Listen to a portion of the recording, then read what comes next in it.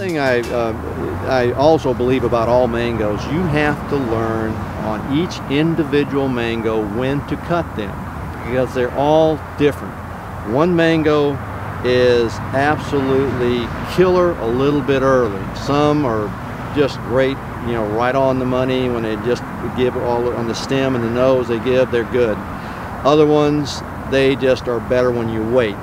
And a great example is a Fairchild. If you take a Fairchild, when it gets really yellow and you cut it, it tastes like a tangerine. It's no good. You got to wait till it gets bronze. Unless you like tangerines. Yeah, unless you like tangerines. But if you let it get bronze and get really soft, it's a totally different flavor. And what you told me, and I'm going to try this year, is a gram. I've never liked a gram, but you said you got to cut them earlier. I've always cut them on the money. So each mango, you have to learn what the optimal point is on that mango, because some of them, a lot of them are right down the middle, but some of them are absolutely better early and some of them are absolutely better later. And there's other ones that are very unforgiving when they get overripe. Julie's unforgiving overripe. A Carey's totally no good overripe. A Zill's no good overripe. A Bailey's Marvel's no good overripe. So you got some mangoes, you let them get overripe and you will not like them, period. If I have a person come back to me that's never had a Carey and they come back and I say, what do you think? I said, you let it get overripe. Don't let it get overripe. Cut it, and I tell them when to cut it and I send them away, and then they come back with a big smile on their face. So one thing that I've heard that's I think interesting about Julie is, you know, we know about it being overripe and way too powerful. But if you pick it early, like, you know, not mature, fully mature, a little bit on the immature side, it doesn't develop the off flavors. So yeah, every variety is a little bit different that way. Well, my Jamaican customers, what they say about the Julies, you got to be able to pick it when it's fit.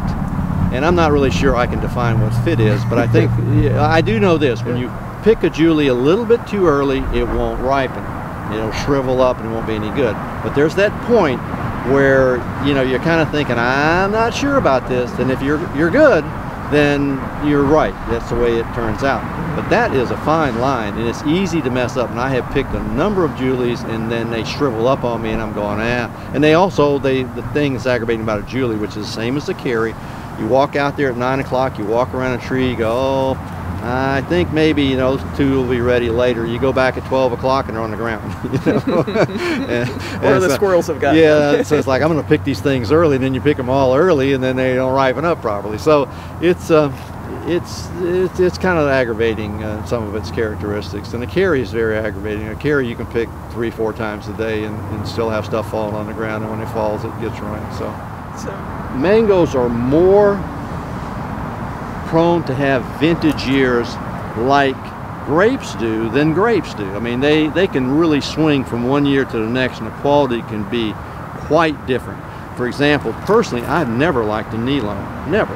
Last year, the first time I ever had a Neelum, I thought was good. And I talked to Alex, he said the same thing. He said, you know, the Neelums are good this year. And so I've never liked those things. Last year, they were good.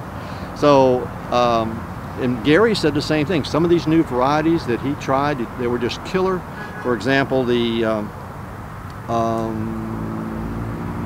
oh gosh, which is the one, Pina Colada. So the first year, Pina Colada at his place was just unbelievable. He said it's never tasted that good since.